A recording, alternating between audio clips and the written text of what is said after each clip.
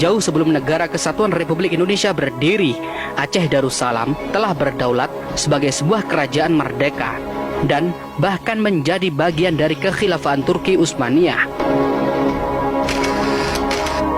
Hal ini sungguh-sungguh disadari oleh Soekarno, sehingga Soekarno mengajak dan membujuk Muslim Aceh untuk mau bergabung dengan rakyat Indonesia guna melawan penjajahan Belanda. Serta ditambah kesempatan bagi penduduk di sana untuk ikut campur mengambil bagian di dalam pemerintahan negeri. Dit zijn de eerste opnamen betreffende de militaire actie in Indonesië, genomen op het vliegveld van Semarang. Pada saat Indonesia mengalami agresi militer Belanda, Indonesia kewalahan. Sehingga Presiden Soekarno melirik Aceh agar ikut menghadapi agresi militer Belanda. Akhirnya, pada bulan Juni 1948, Presiden Soekarno melakukan muhibbah mendatangi Aceh Darussalam. Di Aceh, Presiden Soekarno disambut gagap gempita oleh rakyat Aceh dan didapuk sebagai pemimpin oleh para tokoh setempat. Presiden Soekarno dengan sengaja menemui Daud Bereh. Soekarno selaku Presiden Indonesia memanggil Daud Bereh dengan sebutan kakak atau kakanda.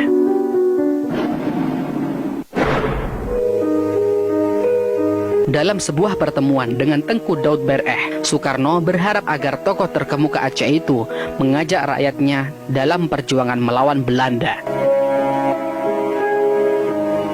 Sehingga terjadilah dialog yang sampai saat ini tersimpan dengan baik dalam catatan sejarah Aceh. Presiden Soekarno kepada Daud Bereh, "Kakak, saya minta bantuan kakak agar rakyat Aceh turut mengambil bagian dalam perjuangan bersenjata yang sekarang sedang berkobar antara Indonesia dan Belanda untuk mempertahankan kemerdekaan yang telah kita proklamirkan pada 17 Agustus 1945 kemarin." Daud Bereh menyambut ajakan Soekarno dengan senang hati.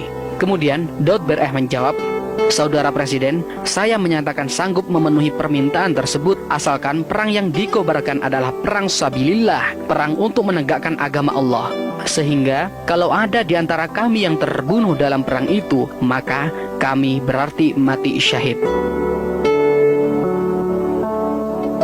Kemudian Soekarno mengiyakan permintaan Daud Bereh. Soekarno menegaskan, "Kakak, memang yang saya maksudkan adalah perang seperti itu, perang yang telah dikobarkan oleh pahlawan-pahlawan Aceh yang terkenal seperti Tengku Cik Ditiro, Cut Nyadin, dan Tengku Umar, yaitu perang yang tidak kenal mundur dan perang yang bersemboyan merdeka atau mati."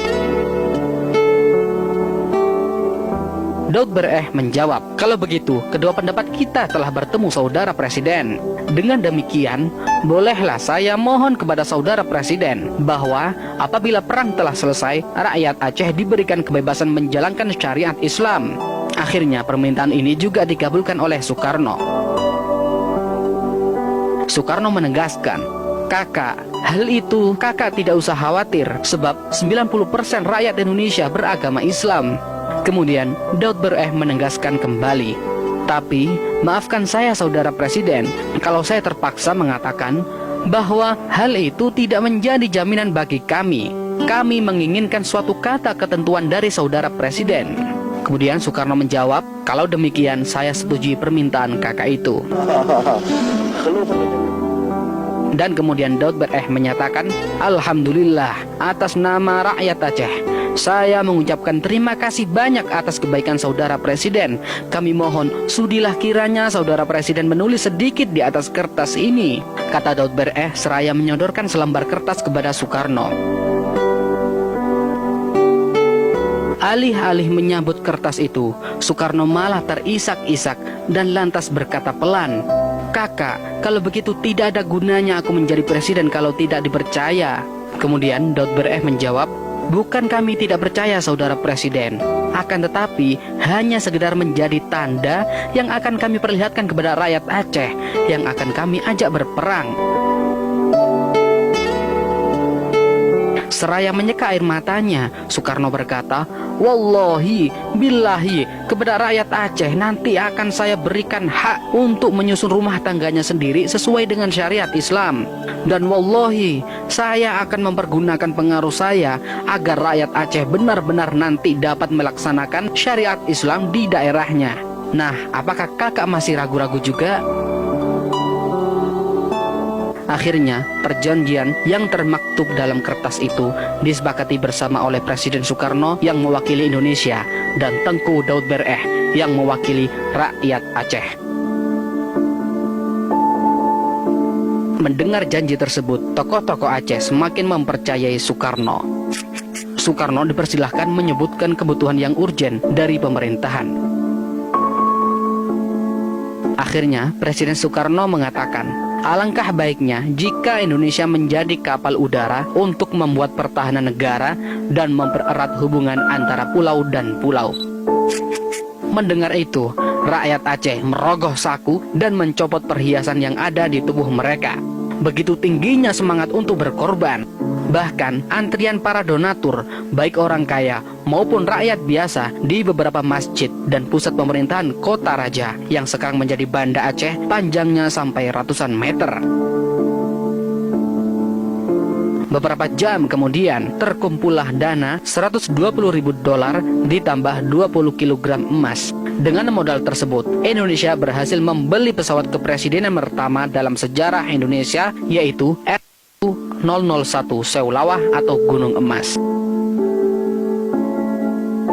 Setelah Tengku Daud Bereh berhasil mengimpun dana untuk perjuangan Republik Indonesia, Daud Bereh memohon kepada Presiden Soekarno agar diizinkan diberlakukannya syariat Islam di Aceh. Bung Karno setuju. Sayangnya Soekarno kemudian tidak menepati janjinya. Where are you from? United States.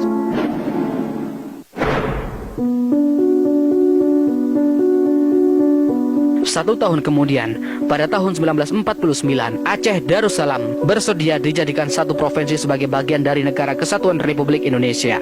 Namun, pada tahun 1951, belum kering bibir mengucap, Provinsi Aceh dibubarkan pemerintah pusat dan disatukan dengan Provinsi Sumatera Utara. Jelas sudah, hal ini menimbulkan sakit hati rakyat Aceh. Aceh yang porak-poranda setelah berperang cukup lama melawan Belanda, lalu menguras dan menghibahkan seluruh kekayaannya demi mempertahankan kemerdekaan Indonesia tanpa pamrih, oleh pemerintahan pusat bukannya dibangun dan ditata kembali, malahan Aceh dibiarkan terbengkalai. Bukan itu saja, hak untuk mengurus diri sendiri pun akhirnya dicabut. Rumah-rumah rakyat, dayah-dayah, Maunesah, dan sebagainya yang hancur karena peperangan melawan penjajahan Belanda dibiarkan porak-poranda. Selain itu, demi alasan persatuan, Presiden Soekarno menolak pemberlakuan syariat Islam di wilayah manapun di Indonesia. Presiden Soekarno menegaskan dalam pidatonya di hadapan rakyat Amuntai, Kalimantan Selatan pada tanggal 27 Januari 1953, Indonesia adalah sebuah negara nasional yang berideologi Pancasila dan bukan sebuah negara teokrasi dengan haluan agama tertentu.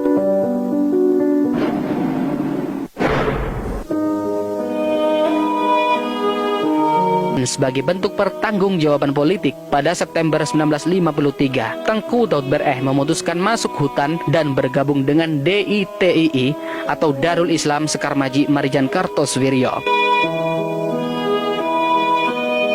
Kekecewaan terhadap Soekarno tetap digenggamnya.